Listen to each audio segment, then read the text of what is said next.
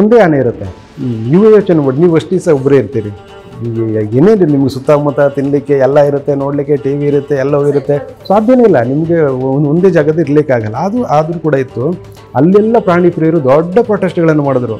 ಒಂದು ಆನೆನ ಬಿಡಿ, ನೀವು ಆನೆಯನ್ನು ಚಿತ್ರಹಿಂಸೆ ಮಾಡ್ತಾಯಿದ್ದೀರಿ ಅಂತೇಳಿ. ಕೊನೆಗೆ ಅವನು ಡಾಕ್ಟರ್ ಹೇಳ್ತಾನೆ, ಇಡೀ ಪ್ರಪಂಚದಲ್ಲಿ ನನ್ನ ಹಾಡು ಕೇಳಿ ಒಬ್ಬನೇ ಒಬ್ಬ ಮರಳಾದ ವ್ಯಕ್ತಿ ಇದ್ದರೆ ಅದು ಕಾಮನ್ ಅಂತ ಹೇಳ್ತಾನೆ. ಅಷ್ಟು ಕೆಟ್ಟದಾಗಿ ಆಡ್ತೀನಿ, ಅದರ ಸಫಾರಿಗಳಿಗೆ ಬಳಸ್ಕೋಬಾರ್ದು ಅಂತ ಬಂತು. ಅದಕ್ಕೆ ಕೆಲಸನೇ ಇಲ್ಲದಾಯಿತು. ದಸರಾ ಬಂದಾಗ ಮಾತ್ರ ಅದಕ್ಕೆ ಕೆಲಸ, ಅರಮನೆ ಕೆಲಸಗಳಿರುತ್ತೆ, ಪೂಜೆ ಇರುತ್ತೆ. ನಂತರ ಏನು ಮಾಡ್ತೀರಿ, ಒಂಟಿ ಸಲಾಗ ಚಿಕ್ಕ ಅದು ಏಜಿಗೆ ಬಂದಾಗ ಅದು ತಾಯಿ ಇಷ್ಟಪಡಲ್ಲ, ಜೊತೆಯಲ್ಲಿರುವಾಗ ಇನ್ನೊಂದು ಗಂಡನ ಜೊತೆ ಸೇರುವಾಗ ತಾಯಿ ಇಷ್ಟಪಡಲ್ಲ, ಅದಕ್ಕೆ ತೊಂದರೆ ಕೊಡ್ತಾ ಬರುತ್ತೆ. ಬೇರೆ ಆನೆಗಳು ಅಷ್ಟೇ, ಅದನ್ನು ದೂರ ಇಡುತ್ತೆ. ಅದು ಅಲ್ಲಿ ಆ ಗುಂಪಿಂದ ತಪ್ಪಿಸ್ಕೊಂಡು ಬೇರೆ ಕಡೆ ಅನಿವಾರ್ಯವಾಗಿ ಬರುತ್ತೆ.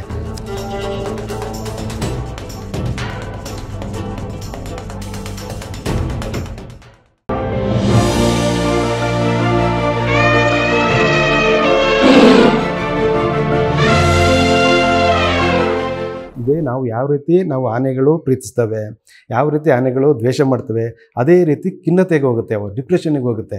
ನೀವು ಇದಕ್ಕೂ ಕೂಡ ಕೇಸ್ ಸ್ಟಡಿ ಕೊಡ್ತೀನಿ. ಇದನ್ನು ಕೂಡ ನೀವು ಗೂಗಲಲ್ಲಿ ಸರ್ಚ್ ಮಾಡಿ.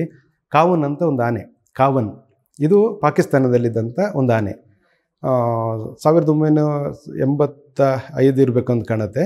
ಆಗ ಶ್ರೀಲಂಕಾ, ಅಲ್ಲಿನ ಪಾಕಿಸ್ತಾನ ಅಧ್ಯಕ್ಷರು ಶ್ರೀಲಂಕಾಗೆ ಭೇಟಿ ಕೊಟ್ಟಾಗ ಅದರ ನೆನಪಿಗಾಗಿ 1 ವರ್ಷದ ಆನೆಯನ್ನು ಉಡುಗೊರೆ ಕೊಡುತ್ತೆ. ಈಗ ಅದೊಂದು ಸಂಪ್ರದಾಯ ಇದೆ. ಆನೆಗಳು ಮುಂಚೆ ಬಂದಾಗ, ಯಾರೋ VIP ಬಂದಾಗ ಅವರಿಗೆ ಅವ್ರ ದೇಶಕ್ಕೆ ಅಲ್ಲಿ ಆನೆಗಳಿರಲ್ಲ, ಜಾಸ್ತಿ ಆನೆಗಳಿರಲ್ಲ, ಅಲ್ಲಿಗೆ ಉಡುಗೊರೆಗಳನ್ನು ಕೊಡ್ತಾರೆ. ಅದೇ ರೀತಿ ಒಂದು ಆನೆ ಮರಿನ ಉಡುಗೊರೆ ಕೊಡುತ್ತೆ. ಅದಕ್ಕೆ ಕಾವನ್ ಅಂತ ಹೆಸರಿಡ್ತಾರೆ. ಅದು ಪಾಕಿಸ್ತಾನದ ಇಸ್ಲಾಮಾಬಾದ್ ಝೂ ಇರುತ್ತೆ. ಅದು ಅಲ್ಲಿ ಅದನ್ನು ಸಾಕ್ತಾ ಇರುತ್ತೆ. ಅದಕ್ಕೆ ಇನ್ನೊಂದು ಆನೆಯನ್ನು ಕೂಡ ಬಾಂಗ್ಲಾದೇಶದಿಂದ ಕಾಣುತ್ತೆ. ಇನ್ನೊಂದು ಆನೆಯನ್ನು ಕೂಡ ಶೆಹಲಿ ಅಂತ ಅದರ ಹೆಸರು ಈಗಲೂ ನೆನಪಿದೆ. ಶೆಹಲಿಯನ್ನು ಕರ್ಕೊಂಡು ಬರ್ತಾರೆ, ಅದ್ರ ಜೊತೆಯಲ್ಲಿ ಬಿಟ್ಟಿರ್ತಾರೆ. ಎರಡೂ ಕೂಡ 5 ವರ್ಷ ಚೆನ್ನಾಗಿರುತ್ತೆ, ಎರಡೂ ಚೆನ್ನಾಗಿರುತ್ತೆ. ಅದಾದಮೇಲೆ ಅಲ್ಲಿ ಗೊತ್ತಲ್ಲ, ಟ್ರೀಟ್ಮೆಂಟ್ ಹಂಗಿರ್ಬೇಕು, ಅದನ್ನು ಚೆನ್ನಾಗಿ ನೋಡ್ಕೋಬೇಕು. ಶೆಹಲಿ ಸತ್ತೋಗ್ತಾಳೆ. ಒಂದೇ ಆನೆ ಇರುತ್ತೆ. ನೀವು ಯೋಚನೆ ಮಾಡಿ, ನೀವು ಅಷ್ಟು ದಿವಸ ಒಬ್ಬರೇ ಇರ್ತೀರಿ, ಏನೇನು ನಿಮ್ಗೆ ಸುತ್ತಮುತ್ತ ತಿನ್ನಲಿಕ್ಕೆ ಎಲ್ಲ ಇರುತ್ತೆ, ನೋಡಲಿಕ್ಕೆ ಟಿ ವಿ ಇರುತ್ತೆ, ಎಲ್ಲವೂ ಇರುತ್ತೆ, ಸಾಧ್ಯನೇ ಇಲ್ಲ ನಿಮಗೆ ಒಂದೇ ಜಾಗದ ಇರಲಿಕ್ಕಾಗಲ್ಲ. ಆದರೂ ಕೂಡ ಇತ್ತು. ಎಷ್ಟೊಂದು ಕ್ರೂರಿ ಅದರ ಮಾವುತ ಅಂದರೆ, ಅವನೊಬ್ಬನೇ ಇದ್ದಿದ್ದು. ಅವನು ಆನೆ ನೋಡಲಿಕ್ಕೆ ಒಬ್ಬನೇ, ಅವನಿಗೆ ಅಷ್ಟು ಡಿಮಾಂಡು. ಅವ್ನು ಜೋರು ಮಾಡಿದ್ರೆ ಹೊಟ್ಟೋಗ್ಬಿಡ್ತಿದ್ದ ಅವನು. ನೀವು ದಮ್ಮ ಯಾಕೊಂಡು ಕರ್ಕೊಂಡು ಬರಬೇಕು. ಅವನೇನು ಮಾಡಿದ ಅಂದರೆ, ಝೂದು ಎದುರುಗಡೆ ಒಂದು ಅಂಗಡಿ ಇಟ್ಕೊಂಡಿದ್ದ. ಅಂಗಡಿಯಲ್ಲಿ ಬಿಸ್ನೆಸ್ ಅವನಿಗೆ. ಅವನು ಆನೆನ ಕಟ್ಟಿ ಹಾಕಿ ಇಲ್ಲಿ ಬಂದುಬಿಡೋದು. ಆನೆ ಯಾಕಂದರೆ ಅಲ್ಲಿ ಹೋದ್ರೆ ಇಲ್ಲಿ ಬಿಸ್ನೆಸ್ ಆಗಲ್ಲ. ಕೊನೆಗೆ ಅದು ಒಂದು ನೆಪ ಹೇಳಿದವನು, ಯಾರಿಗೂ ಬಂದವರು ಸ್ವಲ್ಪ ಅದು ಗಲಾಟೆ ಮಾಡಿದ ಕಾರಣಕ್ಕೆ, ಎಷ್ಟೋ ಆನೆಗಳು ಗಲಾಟೆ ಮಾಡ್ತವೆ, ಅದು ಬಂದಾಗ ಗಲಾಟೆ ಮಾಡ್ತೇವೆ ಅನ್ನೋ ಕಾರಣಕ್ಕೆ 4 ಕಾಲು ಅದನ್ನು ಕಟ್ಟಿ ಹಾಕ್ತಾರೆ. ನಂಬ್ತೀರ ಎಷ್ಟು ವರ್ಷ ಇದ್ದಿರ್ಬೋದು ಹಿಂಗೆ ಒಂದು ಆನೆಯನ್ನು ಕಟ್ಟಿ ಹಾಕಿ ಒಂದೇ ಜಾಗದಲ್ಲಿ? ಆಯಿತು, ಅದರದ್ದು ಲದ್ದಿನ ತೆಗಿತಾರೆ, ಎಲ್ಲ ಕ್ಲೀನ್ ಮಾಡ್ತಾರೆ, ಎಲ್ಲ ಇಟ್ಕೊಳ್ಳಿ. 18 ವರ್ಷ ಕಟ್ಟಿ ಹಾಕ್ತಾರೆ. 18 ವರ್ಷ ಒಂದು ಆನೆನ ಕಟ್ಟಿ ಹಾಕ್ತಾರೆ. ಒಂದೇ ಆನೆ ಅದು ಹೆಂಗಾಗಬೇಕು ಯೋಚನೆ ಮಾಡಿ. ಅದಕ್ಕೊಂದು ಜೀವ ಅಲ್ವಾ, ಅದಕ್ಕೊಂದು ಹೃದಯ ಇಲ್ವಾ? ಕೊನೆಗೆ ಏನಾಗಂದರೆ ಪೂರ್ತಿ ಅದು ಖಿನ್ನತೆಗೆ ಹೋಗುತ್ತೆ. ಆ ಖಿನ್ನತೆಯಲ್ಲಿ ಆನೆಗಳ ಇದು ನಾನು ಹೇಳಿದ್ನಲ್ಲ, ವರ್ತನಶಾಸ್ತ್ರದೊಂದು ಭಾಗ ಅಂತೇಳಿ. ಆನೆಗಳು ಖಿನ್ನತೆ ಹೋದಾಗ ಏನು ಮಾಡ್ತೇವೆ ಅಂದರೆ, ತಲೆಯನ್ನು ಅಲ್ಲಾಡಿಸ್ತಾ ಇರೋದು. ಆ ಕಡೆಗೆ ಒಂದ್ಸರಿ, ಈ ಕಡೆಗೆ ಒಂದ್ಸರಿ, ಸುಂಡಿಲಲ್ಲ, ತಲೆನೇ ಅದು ಒಂದು ಮ್ಯೂಸಿಕ್ ಈ ಥರ ಅದು ಆಡ್ತಾನೆ ಇರುತ್ತೆ. ಅಂದರೆ ಖಿನ್ನತೆಗೆ ಒಳಗಾಗಿರೋದು, ಒಂದು ನನ್ನ ಮಾನಸಿಕವಾಗಿ ಒಂದು ಅಸ್ವಸ್ಥ ಆಗಿರುವಂಥ ಸಂಕೇತ ಅದು. ಅದೇನು ಮಾಡ್ತೆ ಅಂದರೆ, ಅಲ್ಲಿ ಕಟ್ಟಿ ಹಾಕಿದ ಕಡೆ ಒಂದು ಕಾಂಪೌಂಡ್ ಗೋಡೆ ಇರುತ್ತೆ. ಆ ಗೋಡೆಗೆ ತಲೆನ ಹಿಂಗೆ ಹಾಕೊಂಡು ನಿಂತ್ಬಿಡುತ್ತೆ. ತಲೆನೇ ಹಂಗೆ ಹೊರಗಿಕೊಂಡು ಅದನ್ನು ಅಲ್ಲಾಡಿಸ್ತಾ ಇರುತ್ತೆ. ಝೂ ಬಂದವ್ರಿಗೆ ಎಲ್ರಿಗೂ ಖುಷಿ. ಆನೆ ನೋಡು ಎಷ್ಟು ಚೆನ್ನಾಗಿ ನಮ್ಮನ್ನು ಆಟ ಆಡಿಸ್ತಾ ಇದೆ, ಎಷ್ಟು ಚೆನ್ನಾಗಿ. ಅದಕ್ಕೆ ಬರೋದು, ಆನೆಯನ್ನು ತೋರಿಸೋದು, ದುಡ್ಡು ಮಾಡ್ಕೊಳ್ಳೋದು, ಇದೇ ಆಯಿತು. ಇದು ಕಾಲು ಕಟ್ಟಿ ಹಾಕಿದ್ದೆಲ್ಲ ಅದೆಲ್ಲ ಕಾಲೆಲ್ಲ ಕೀವು ಬಂದು ಅದು ಏನೆಲ್ಲೋ ತೊಂದರೆಯಾಗಿ ಸಿಕ್ಕಾಪಟ್ಟೆ ಪ್ರಾಬ್ಲಮ್ ಇರುತ್ತೆ. ಈ ತಲೆ ಅಲ್ಲಾಡಿಸೋದು ಮಾತ್ರ ಅದು ದುಡ್ಡು ಮಾಡೋದೊಂದು ದಾರಿ ಆಯಿತು. ಕೊನೆಗೆ ಒಬ್ಬ ಪತ್ರಕರ್ತ ನೋಡಿ, ಮೀಡಿಯಾ ಯಾವ ರೀತಿ ಈ ಬದಲಾವಣೆಗಳನ್ನು ಮಾಡ್ಬೋದಂದರೆ, ಪಾಕಿಸ್ತಾನದ ಒಬ್ಬ ಹೃದಯ ಇರುವಂಥ ಒಬ್ಬ ಪತ್ರಕರ್ತ ಅದನ್ನು ನೋಡಿ ಅವನಿಗೆ ಗಾಬರಿ ಆಗುತ್ತೆ. ಅವನು ತಿಳ್ಕೊಂಡಾಗ 18 ವರ್ಷದಿಂದ ಕಟ್ಟಿ ಹಾಕಿದ್ದಾನೆ, ಇಲ್ಲ ಇದಕ್ಕೇನೋ ಪ್ರಾಬ್ಲಮ್ ಆಗಿದೆ, ಇದಕ್ಕೆ ಇಲ್ಲಿ ನೋಡಿಕೊಳ್ಳೋ ವ್ಯವಸ್ಥೆ ಚೆನ್ನಾಗಿಲ್ಲ ಅಂತೇಳಿ ಅವನೊಂದು ಲೋಕಲ್ ಪತ್ರಿಕೆಯಲ್ಲಿ ಆರ್ಟಿಕಲ್ ಬರೀತೆ. ಒಂದೇ ಆರ್ಟಿಕಲ್ಲು ಎಷ್ಟು ಸಂಚಲನ ಮೂಡಿಸ್ತು ಅಂದರೆ, ಕೊನೆಗೆ ಇದು ವೈರಲ್ ಆಗಿ ಎಲ್ಲರೂ ಬಂದು ನೋಡ್ಕೊಂಡು ಹೋದರು. ಎಲ್ರಿಗೂ ಗಾಬರಿ ಆಯಿತು. 18 ವರ್ಷ ಒಂದು ಜೀವಿಯನ್ನು ಒಂದೇ ಕಡೆ 4 ಕಾಲು ಕಟ್ಟಿ ಹಾಕಿದ್ರೆ ಹೇಗಿರುತ್ತೆ? ದೊಡ್ಡ ಸಂಚಲನ ಆಯಿತು ಇಡೀ ಪ್ರಪಂಚದಲ್ಲಿ. ಬರೀ ಪಾಕಿಸ್ತಾನ ಅಲ್ಲ, ಅದು ದಾಟಿ ಹೋಗಿ ಸಂಚಲನ ಆಯಿತು. ವೆಬ್ಸೈಟಲ್ಲಿ ದೊಡ್ಡ ಆಂದೋಲನ ನಡೆಯಿತು. ಸುಮಾರು 2 ಲಕ್ಷ ಜನ ಬರೀ 2 ದಿನದಲ್ಲಿ ಅದಕ್ಕೆ ಸಪೋರ್ಟ್ ಮಾಡಿದ್ರು. ಕಾವನ್ನ ಬಿಡಿ, ಕಾವನ್ನ ಫ್ರೀ ಮಾಡಿ, ಕಾವನ್ನ ಸ್ವಾತಂತ್ರ್ಯ ಕೊಡಿ, ನೀವು ಅನ್ಯಾಯ ಮಾಡ್ತಾಯಿದ್ದೀರಿ ಅಂತೇಳಿ ದೊಡ್ಡ ಆಯಿತು. ಇಷ್ಟಕ್ಕಾದರೆ ಮುಗಿತೈತಾ? ಇಲ್ಲ. ಎಲ್ಲೆಲ್ಲ ಯಾವ ದೇಶದಲ್ಲೆಲ್ಲ ಪಾಕಿಸ್ತಾನದ್ದು ರಾಯಭಾರಿ ಕಚೇರಿ ಇದೆ ಅಲ್ಲೆಲ್ಲ ಪ್ರಾಣಿ ಪ್ರಿಯರು ದೊಡ್ಡ ಪ್ರೊಟೆಸ್ಟ್ಗಳನ್ನು ಮಾಡಿದ್ರು. ಒಂದು ಆನೆನ ಬಿಡಿ, ನೀವು ಆನೆಯನ್ನು ಚಿತ್ರಹಿಂಸೆ ಮಾಡ್ತಾಯಿದ್ದೀರಿ ಅಂತೇಳಿ. ಇಮ್ರಾನ್ ಖಾನ್ ಇದು ಅವರು ಅಧಿಕಾರದಲ್ಲಿದ್ದರು. ಅವರಿಗೆ ಗಾಬರಿ ಆಯಿತು, ಏನಾಗ್ತಾಯಿದೆ ಏನು ಅಂತೇಳಿ. ಕೊನೆಗೆ ಅವರೊಂದು ಅಧ್ಯಯನ ಮಾಡಲಿ, ಒಂದು ಕಮಿಟಿನ ಮಾಡಿ ನೋಡಿದಾಗ ನಿಜ ಇಷ್ಟು ವರ್ಷದಿಂದ ಆನೆ ಇದೆ, ಅದಕ್ಕೇನು ಮಾನಸಿಕವಾಗಿ ಅಸ್ವಸ್ಥ ಆಗಿದೆ. ಅವರು ಕೂಡ ಸ್ಪಂದನೆ ಕೊಟ್ಟರು. ನಂತರ ಲೀಡರ್ಶಿಪ್ ತಗೊಂಡಿದ್ದು ಅಮೇರಿಕದ ಪಾಪ್ ಗಾಯಕಿ ಚೇರ್ ಅಂತೇಳಿ, ಪ್ರಾಣಿ ಪ್ರಿಯರವರು ದೊಡ್ಡ ಆಂದೋಲನ ಕೇಳಿತಾರೆ. ಅವ್ರು ಬಂದ ತಕ್ಷಣವೇ ಮತ್ತು ದೊಡ್ಡ ಸಂಚಲನ ಆಗುತ್ತೆ ಎಲ್ಲ ಕಡೆ, ಪ್ರಪಂಚದ ಎಲ್ಲ ಕಡೆ. ಕಾವನ್ನು ಬಿಡಲೇಬೇಕು, ನಾವು ಇಸ್ಲಾಮಾಬಾದಿಗೆ ಬರ್ತೀವಿ, ಅಲ್ಲಿ ಮುತ್ತಿಗೆ ಆಗ್ತೀವಿ ಅಂತೇಳಿ ಆಗುತ್ತೆ. ಕೊನೆಗೆ ಇದು ಕೋರ್ಟಿಗೆ ಹೋಗುತ್ತೆ. ನ್ಯಾಯಾಲಯ ಕೂಡ ಗಾಬರಿ ಆಗುತ್ತೆ. ಇಷ್ಟು ವರ್ಷ ಕಟ್ಟಿ ಹಾಕಿದ್ದೀರಾ, ಯಾವ ರೀತಿ ಇದನ್ನು ಮಾಡಿದ್ದೀರಿ? ತಕ್ಷಣಕ್ಕೆ ಅದನ್ನು ಫ್ರೀ ಮಾಡಿ, ಅದನ್ನು ಎಲ್ಲಾದ್ರ ಕಡೆ ಅದಕ್ಕೆ ಪುನರ್ವಸತಿ ಕೊಡಿ ಈ ಕಾವನಿಗೆ ಅಂತೇಳಿ. ಆಮೇಲೆ ಒಬ್ಬ ಅನ್ಸರ್ ಅಂತ ಇರಬೇಕು, ಒಬ್ಬ ಡಾಕ್ಟರ್ ಒಬ್ಬರು, ಅವರು ಬಂದು ನೋಡ್ತಾರೆ, ಆನೆಗೆ ಚಿಕಿತ್ಸೆ ಮಾಡಲಿಕ್ಕೆ ಸಾಧ್ಯನೇ ಇಲ್ಲ. ಯಾವ ಇದ್ರಲ್ಲಿ ಬರೀ ಮಾನಸಿಕ ತೊಂದರೆ, ಅದು ಊದ್ಕೊಂಡಿರುತ್ತೆ, ಫುಡ್ಡೆಲ್ಲ ಕೊಟ್ಟಿರ್ತಾರೆ, ಇಲ್ಲ ಅಂತೆಲ್ಲ, ಮಾನಸಿಕವಾಗಿ ಇರುತ್ತೆ.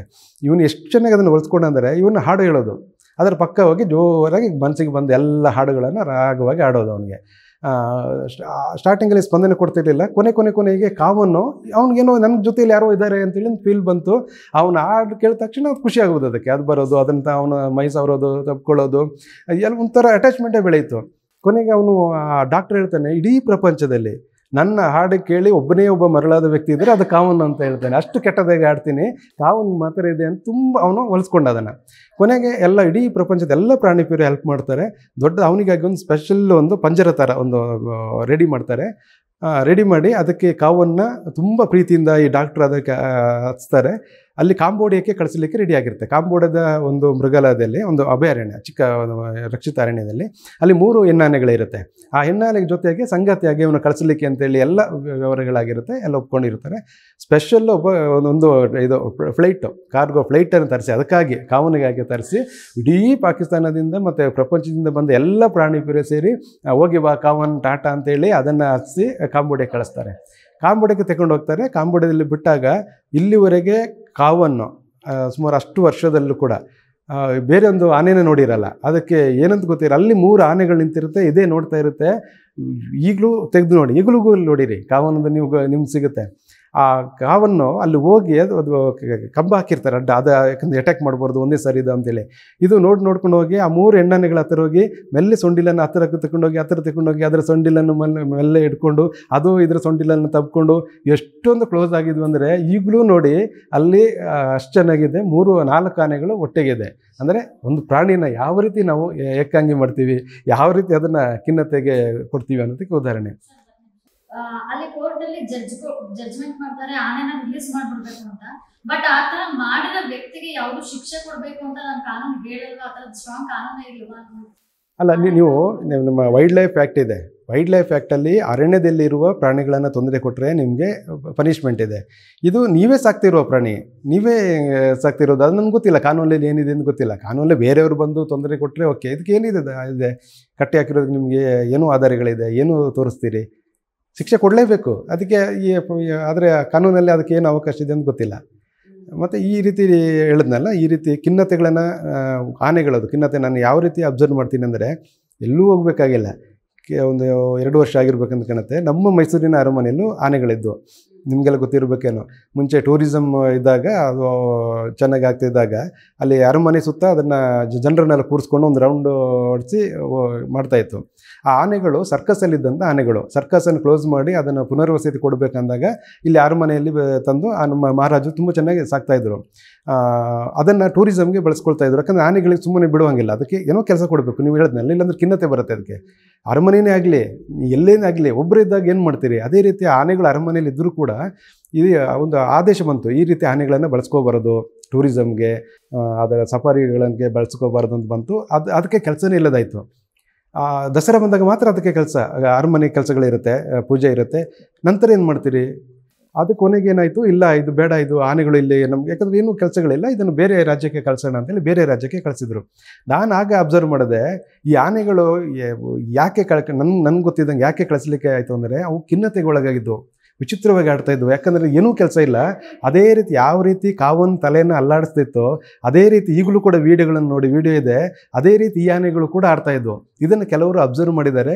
ಇಲ್ಲಿದ್ದರೆ ಮತ್ತೆ ತೊಂದರೆ ಆಗುತ್ತೆ ಅಂತೇಳಿ ಒಳ್ಳೆ ಕೆಲಸ ಮಾಡಿದ್ದಾರೆ. ಮಹಾರಾಜರಾಗಿರ್ಬೋದು, ನಮ್ಮ ಅರಣ್ಯ ಇಲಾಖೆ ಆಗಿರ್ಬೋದು, ಸರ್ಕಾರ ಆಗಿರ್ಬೋದು, ಅದನ್ನು ಈಗ ತೆರ್ಕೊಂಡೋಗಿ ಪುನರ್ವಸತಿ ಬೇರೆ ಕಡೆ ಕೊಟ್ಟಿದ್ದಾರೆ. ಅಂದರೆ ಒಂದು ಆನೆಗಳು ಯಾವ ರೀತಿ ಖಿನ್ನತೆಗೊಳಗಾಗ್ತವೆ ಅಂತ. ಕೊನೆಯಲ್ಲಿ ಒಂದು ಹೇಳ್ತೀನಿ ನಿಮಗೆ, ಈ ಒಂಟಿ ಸಲಗ ತುಂಬ ಡೇಂಜರ್ ಅಂತ ಹೇಳ್ತಾರೆ. ಯಾಕೆ ಒಂಟಿ ಸಲಗ ಡೇಂಜರ್? ಅದು ಈಗ ತಾಯಿ ಮರಿ ಇದ್ದಾಗ ತಾಯಿ ಕೂಡ ಮರಿನ ರಕ್ಷಣೆ ಮಾಡಲಿಕ್ಕೆ ಡೇಂಜರ್ ಆಗಿರುತ್ತೆ ಅಂತೇಳಿ. ಯಾಕೆ ಒಂಟಿ ಸಲಗ ಡೇಂಜರ್ ಆಗುತ್ತೆ ಅಂದರೆ ಇದೆ, ಈ ಮಾನಸಿಕವಾಗಿ ಅವು ಕೆಲವು ತೊಂದರೆ ಆಗುತ್ತೆ.